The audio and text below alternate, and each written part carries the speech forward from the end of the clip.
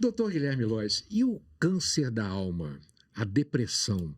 É, houve uma evolução na psiquiatria, no tratamento da depressão?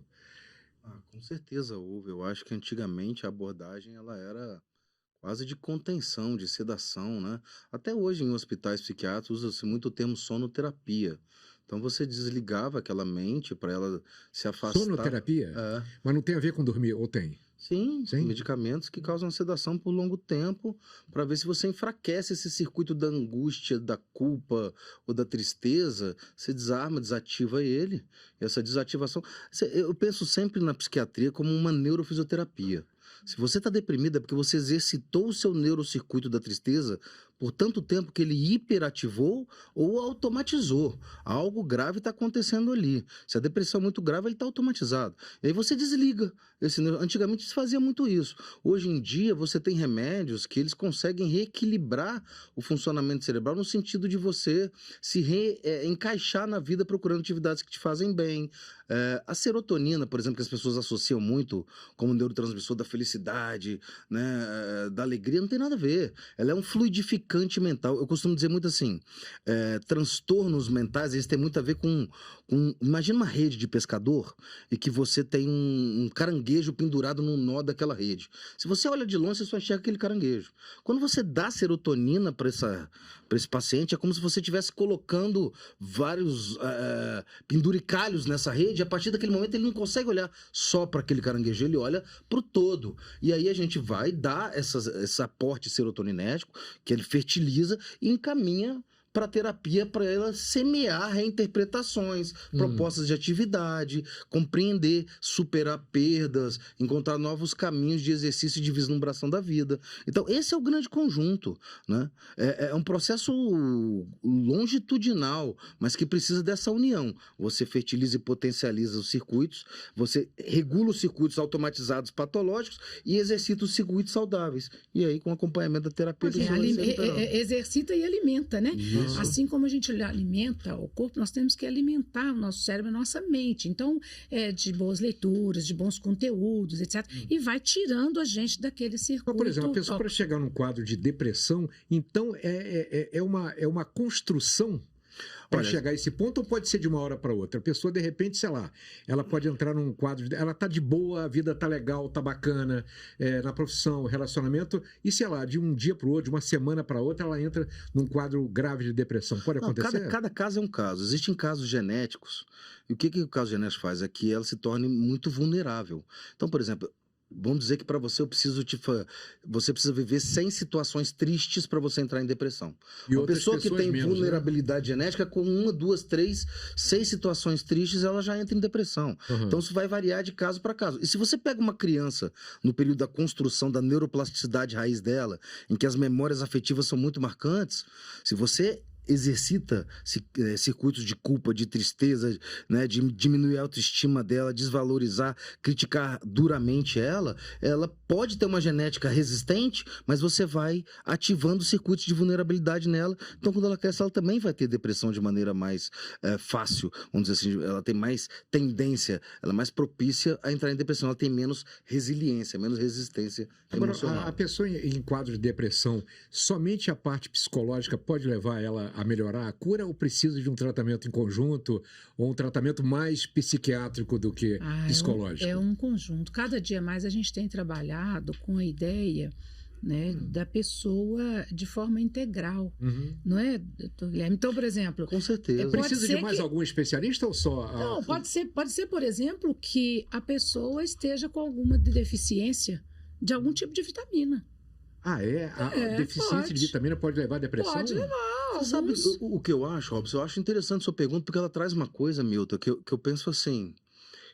Quem sabe um dia no futuro as pessoas vão lidar com terapia de uma forma mais preventiva. Exatamente. Se você pega uma depressão em fase inicial, uma distimia, que é uma depressão que não chega a ser tão grave, aquela coisa da síndrome do sofá, sabe? Aquela pessoa que não tem vontade e atitude para nada, mas trabalha, leva a vida, paga as contas. Você tem uma depressão subclínica e você leva essa pessoa para terapia em tempo útil, ela consegue se recuperar.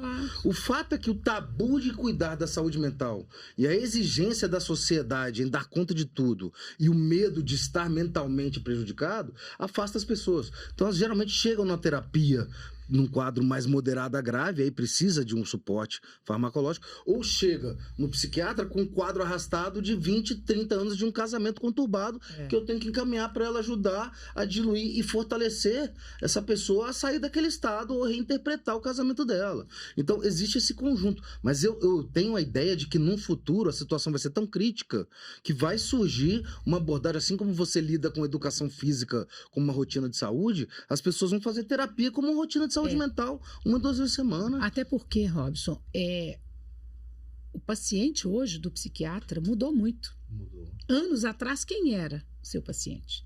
Eram as pessoas com distúrbios mais graves, distúrbios psiquiátricos. Hoje mais graves do que hoje? Sim, hoje são as pessoas normais, somos nós. Ah, tá. Somos nós por causa dos estresses. Mas aqui eles também existem, né? Sim, mas hoje o número é muito maior.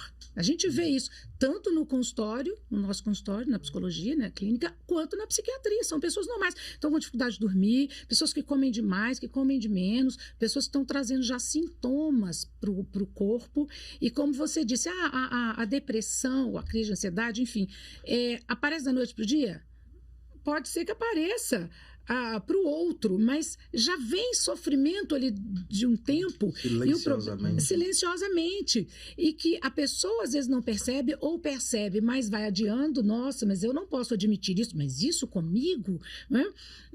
Até está na moda hoje o psiquiatra, o psicólogo, mas ainda assim existem preconceitos e dificuldades de diagnosticar. Mas a pessoa não sabe identificar o que ela fala. Eu conheço a pessoa que eu falei para ir no psiquiatra e falei assim, eu não estou maluca. E, na realidade não era isso, né? Exatamente. Agora, então, é difícil também de diagnosticar. Então, assim, no primeiro sinal é pedir ajuda, porque nós não somos super-heróis, nós não somos somente profissionais. Nós exercemos vários papéis na nossa vida e a gente tem que procurar um equilíbrio. Agora aqui, a depressão pode levar à morte? Com certeza, de diversas maneiras. Né? A primeira coisa que se pensa quando você fala disso é de suicídio. E realmente a depressão, Robson, ela gera um enfraquecimento do neurocircuito do prazer, em que a vida vira uma série de fracassos sem a menor satisfação. E às vezes nem tem fracassos, né? A pessoa que interpreta dessa forma. Ela interpreta dessa forma e ela não desfruta as conquistas dela mais, e ela se vê sem valor, sem perspectiva de futuro, ela se vê como um peso para a família, como um grande fracasso. E nessa vida que é uma série de tarefas e fracassos, ela perde o sentido do viver. Né? A grande questão é que a depressão é esse cenário de enfraquecimento do circuito do prazer com uma ênfase de culpa, de desvalia, e aí pode realmente gerar uma perspectiva. Se for para sofrer a vida inteira, eu preciso morrer.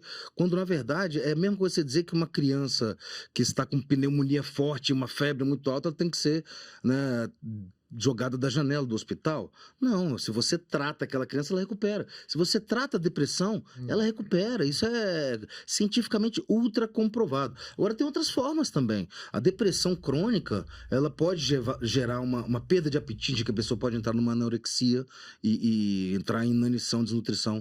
Pode debilitar o sistema imunológico. Ou ela pode ser uma depressão ansiosa, que gere picos de pressão alta, gerando um infarto agudo do miocárdio, né? Ou gerando um acidente vascular encefálico cerebral. A depressão é muito grave, então, né? Muito grave. E é engraçado, as pessoas reconhecem que o cérebro é o quartel-general do corpo, mas elas menosprezam aquilo. Então é interessante, né? A pessoa, ela, por exemplo, ela tá com uma enxaqueca ou ela tá com uma dor no pé, com coisa de 2, 3, 4 semanas no máximo, ela, pelo amor de Deus, deixa eu ir lá no ortopedista para eu ver. Mas ela, às vezes, está com um sofrimento emocional por meses, anos, e ela não dá a devida importância de ir lá buscar ajuda. Então não tem iniciativa, não tem a coragem, né?